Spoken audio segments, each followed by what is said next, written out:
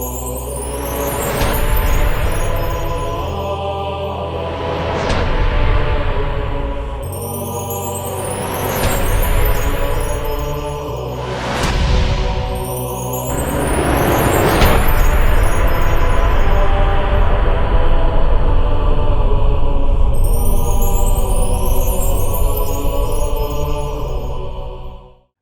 वालेकुम। मैं डॉक्टर सैयद मोहम्मद कामिल रिजवी प्रोफेसर हूँ बाबू बनारसी दास यूनिवर्सिटी लखनऊ में। हिंदुस्तान के एक शहर लखनऊ का रहने वाला हूँ, वहाँ से मैं आया हूँ और मैं एजुकेशन से ताल्लुक़ रखता हूँ, प्रोफेसर हूँ, मैथमेटिक्स में प्रोफेसर हूँ और यहाँ एक ज़ायर बन कर के आया हूँ, मौला के दर पे एक ज़ायर की हैसियत से मौजूद हूँ। ये मेरी पहली बार हमारे मौला ने हमको ये मौका दिया और हमारे जैसे एक ख़ताकार गुनाहगार इंसान को हमने जब मौला को पुकारा और मौला ने हमको यहाँ बुलाया, तो ये हमारा पहला मौका है जब हम यहाँ ज़ियारत करने आए हैं। हम शिया शनाशरी हैं और बचपन से ही हमारे कानों में अज़ान और नमाज के साथ साथ या हुसैन की सदा आई है और बचपन से जवानी और बड़े होते तक हमने मजलिसें सुनी हैं। मजलिस में वाक़यात करबला बारह सुना है, बार बार सुना है और हमेशा एक जज्बा था, एक ख्वाहिश थी कि जो मौला जिनके हम वाक़यात सुनते हैं क्यों ना इनको हम जाके ख़ुद से देखें। और अल्हम्दुलिल्लाह अल्लाह ने हमारी दुआ सुन ली और मौला ने बुलावा दे दिया और हम यहाँ हाज़िर हो गए। मकसद हम अल्लाह से हम दुआ करते थे कि हमारे जो हम शिया सुन्नी इस्लाम मज़हब में हज और ज़ियारत दो चीज़ें ज़रूरी हैं।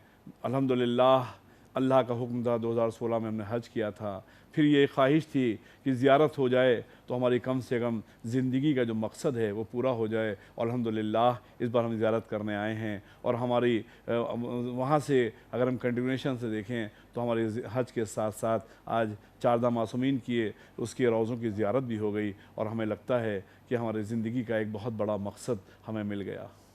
कोई ऐसा वाक़या नहीं है, बल्कि हमें जो भी ज़रूरत थी मौला के करम से वो सब अपने आप होता गया। क्योंकि हम एजुकेशन फील्ड में हैं, हम लोग सर्विस में हैं। सबसे पहले मरहला हमारे सामने इतनी लंबी छुट्टी का होता है और हमें नहीं लग रहा था, हमारे दोस्तों ने कहा था कि इतनी लंबी छुट्टी आपको नहीं मिलेगी। लेकिन जैसे ही मैंने अपने एम्प्लॉयर से जो हमारे अथॉरिटी हैं उनसे छुट्टी के लिए कहा, एक बार में छुट्टी मिल गई और बाकी सारे अरेंजमेंट अपने आप जैसे लगता था कि मौला ने बुलावा भेज दिया है और हमें जाना है, तो कहीं कोई रुकावट नहीं हुई और हम यहाँ हाज़िर हो गए। हमेशा जब भी कोई ज़ायर वहाँ से आता था, चाहे वो हमारे रिश्तेदार हों, दोस्त हों, अहबाब हों, जब उनको मिलने जाते थे तो हमारी सिर्फ़ उनसे एक ही गुजारिश होती थी कि मौला को हमारा सलाम कहिएगा और हमारी सिर्फ़ एक दुआ है कि मौला हमारे लिए भी बुलावा भेज दें। और शायद अब हमारी मौला ने दुआ सुन ली और हमें यहाँ बुला लिया। मजलिस मातम तो है ही है, इसके साथ साथ हम लोग लखनऊ में हम लोगों ने एक सोसाइटी बना रखी है, हुसैनी वेलफेयर सोसाइटी के नाम से, जिसमें हम जो हमारे कौम के बच्चे हैं, कम्युनिटी के बच्चे हैं, उनको उनकी आगे डेवलपमेंट के लिए, उनके अपलिफ्टमेंट के लिए काफ़ी काम कर रहे हैं। उसमें एजुकेशन पे काम कर रहे हैं। हम बिज़नेस के लिए उनके काफ़ी काउंसलिंग सेशंस कराते हैं।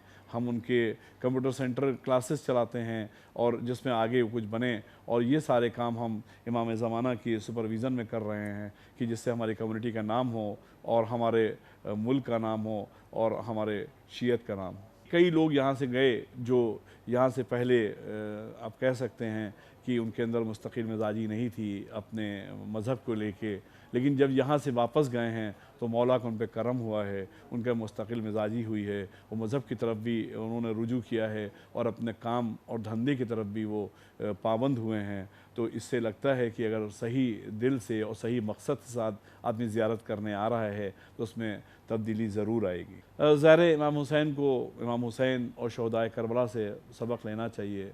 सबसे बड़ी खूबियत है कि आपके अंदर एक सब्र और तहम्मुल का जज्बा ज़रूर पैदा होना चाहिए और दूसरों की मदद करने का जज्बा ज़रूर होना चाहिए। और अगर ये जज्बा है तो यकीनी आपकी ज़ियारत जो है वो कबूल हुई है। नहीं, अभी तक महसूस नहीं हुआ, लेकिन हाँ ये बात ज़रूर है, हर दुआ में हम ये ज़रूर कर रहे हैं कि जैसे जैसे हमारे दिन गुज़र रहे हैं और हमारे जाने के दिन करीब आ रहे हैं, तो एक दिल में दुआ एक ऐसा ज़रूर है कि मौला पहली बार तो बुलाया है, लेकिन ये आखिरी बार ना हो और हमेशा हमें बुलाते रहिएगा। जिस रोज़े पे भी मैं पहली बार गया, जैसे जब नजफ़ में गया और पहली नज़र पड़ी, तो कुछ देर के लिए, कुछ सेकंड्स के लिए मुझे लगा नहीं कि मैं कहाँ हूँ और आज उस जगह आ गया हूँ जिसके बारे में सोचता करता था। यही सेम मंज़र जब हरमैन में खड़ा था, एक तरफ मौला इमाम हुसैन का रोज़ा था, एक तरफ मौला अब्बास का रोज़ा था। यही सेम मंज़र यहाँ पर नज़र आया कि मौला इसको हमने खाली तस्वीरों में देखा था, आज सामने देख रहे हैं। तो कुछ सेकंड्स के लिए, कुछ लम्हों के लिए मैं अपने आप को भूल गया था। मुझे लगता था कि मैं जन्नत में या कहाँ आ गया।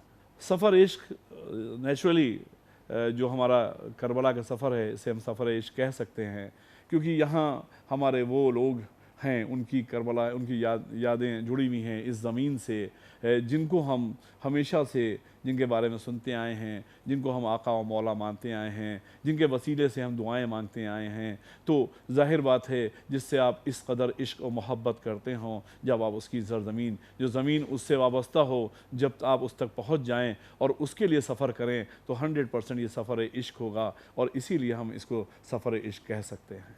नहीं, कोई तैयारी नहीं की थी, बस जो एक आम होता है, बस इस वक्त एक ही जज्बा था कि किसी भी तरह से हमारा जो सफ़र इश्क है हम पहुंच जाएं और जो भी हमारी ज़ियारतें हैं, वो चाहे वो ईरान की ज़ियारत हो, चाहे वो इराक़ की ज़ियारत हो, अभी हमारी सीरिया की ज़ियारत बाकी है, वो सारी हमारी ज़ियारतें हो जाएं, जिसमें हम इमाम हुसैन, जनाब अब्बास और शहदान करबला से तो यहाँ हम मिल लिए हैं, अब शहज़ादी ज़ैनब और अपनी शहज़ादी सकीना के दर पर भी पहुँच जाएँ। बस यही दुआ है कि वहाँ पर भी शहज़ादी हमको बुला लें। यकीनन हम लोगों ने मजलिसों में खुतबा से, मौलाना से सुना है कि हमारे छठे इमाम, इमाम जाफ़र सादिक़ सलाम की हदीस है कि आप जो शख्स भी करबला की ज़ियारत करने को जाता है, गोया वो ऐसा ही है जैसे वो आसमान में खुदा की ज़ियारत करने जाए। तो मैं ये सोचा करता था, इस जुमले का मतलब मुझे सही मानों में पता नहीं होता था, लेकिन जब मैं करबला आया और करबला की मैंने ज़ियारत की, तो मुझे ये महसूस हुआ कि ये हदीस किस कदर सही है मौला की,